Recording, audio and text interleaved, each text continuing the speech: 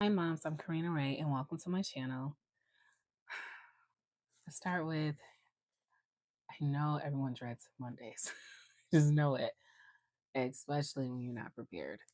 I used to feel like this every single week. And I mean, I'll be honest, I still dread Mondays because the weekend's over, but it's not as bad as before. I'll say that. Every Sunday, I used to say, I'll do this next time to get my Sundays to be better, to go into Mondays.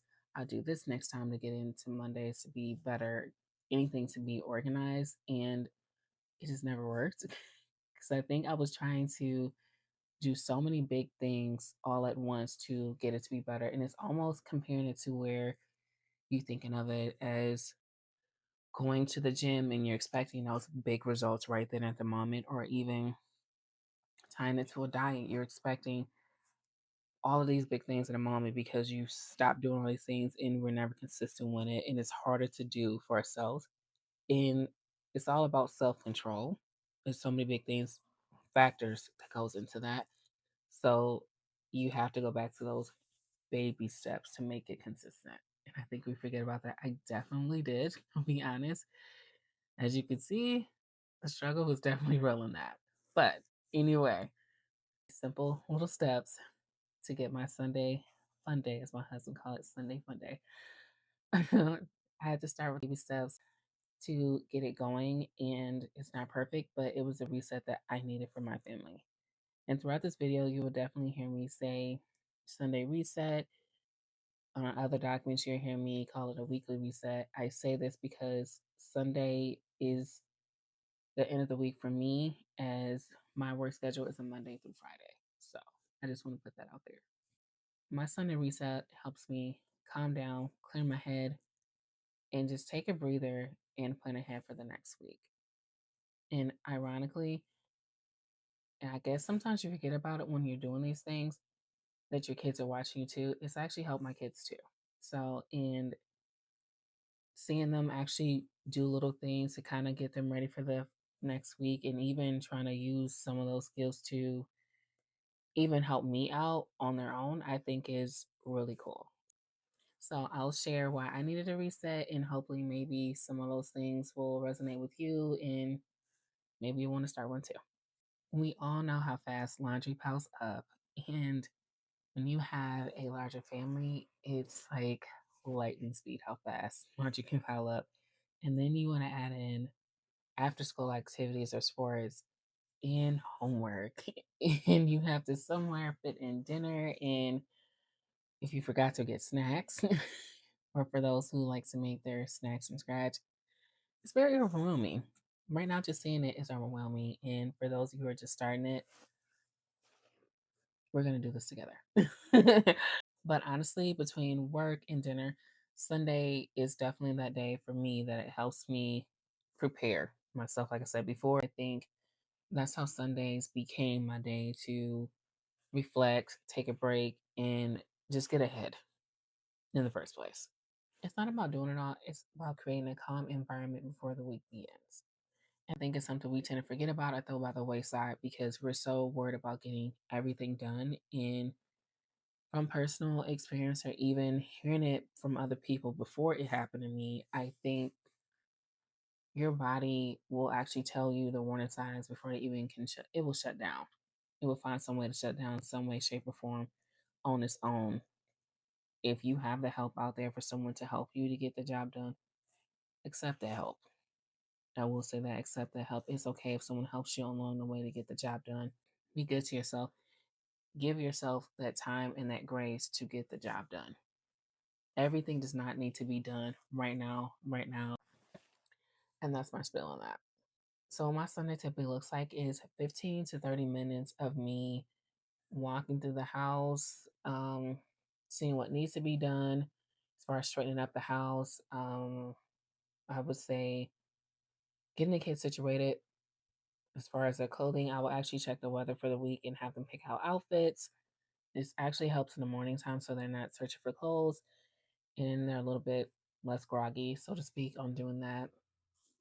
Also, maybe I already have dinner planned in my mind anyway, based off of what kids were complaining. If they didn't want this, they wanted this instead. It's always the one kid. You can't please everybody. Let's be honest.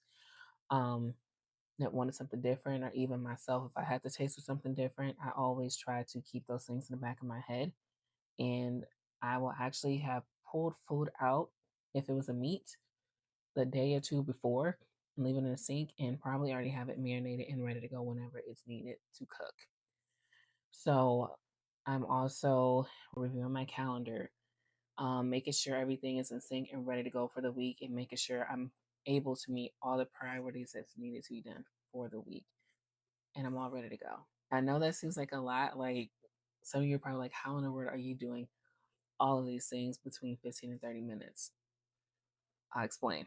First thing I'll use laundry as an example. So my number one thing I cannot stand is multiple piles of laundry baskets in the basement or even in the basket. I don't care. Hate it. Do not like it. So for me, I really just, when the basket's full, your number one rule is to wash the clothes.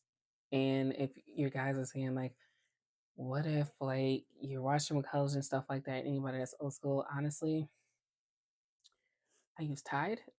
And if anything is has the potential of bleeding on something, which I can actually put up here, let me see it. I can link it in here and down below in the description area. It's actually I think it's Shout. I think it's Shout, like these little sheets that actually keeps things from bleeding. And even to be more safe, it actually is effective.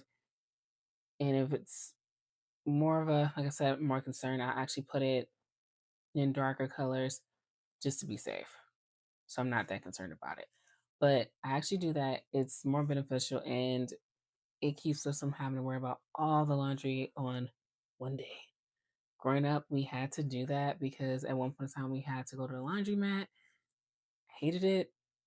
And I think when we had the laundry in the house at one point, as we got older, we ended up having it in the house. I think it was just like the weekend came. It's like you dreaded Sundays, like you dreaded it. And it's just like, why do we have to do all these clothes on Sunday, all these chores? And my mom would tell me, you got to wear clothes, don't you? And if we didn't do things right, she's like, well, if you're tired of earning your clothes, you need to hold them and put them away. So instead of making it seem so tedious, I felt it was better for my kids. And it's just like, hey, it's a pile of clothes. Let's just wash it and get it done. Let's get it out the way. So it's there. They are already training their minds. Hey, it's there. Let's get it out the way. It's done deal. So when the weekends come, more than likely there is no basket. If we are watching something, it's probably like sheets and a comforter. So it's pretty easy. And like in meal prepping, honestly, like I said, more than likely we've taken something out and probably already got that started. So it's probably in the refrigerator already marinating, so to speak. If I don't take something out, if forgot to take it out, my husband will, or I kind of keep stuff in the cabinet to be prepared, but I can touch on that in another video. So moms, my takeaway from all of this information, I'm sorry if I'm giving you information overload. That was not my intentions, but I would honestly say I have learned to give myself time to breathe, to give myself grace, and understanding that balance begins with me. Because your kids, your first teacher, you are your kid's first teacher. Let's remember that. You are always your kid's first teacher, and which is if you really think about it, we might get mad sometimes if a kid does something bad at school. They always say, is it something at home? I think I've gotten asked that maybe once or twice. Um, maybe. I don't know. But and it's something that you want to think about because even though kids pick up things at school, but you got to think about that you are your kid's first teacher. So I've learned how to deal with that, like to balance myself out, learn that it's okay to let your kids help. I think patience, because I definitely didn't have any to begin with, because I think my kids definitely taught me that through all of this and doing this reset. Like, okay, get used to the fact that your kids are getting older and they can help you with all this. You're not alone by yourself.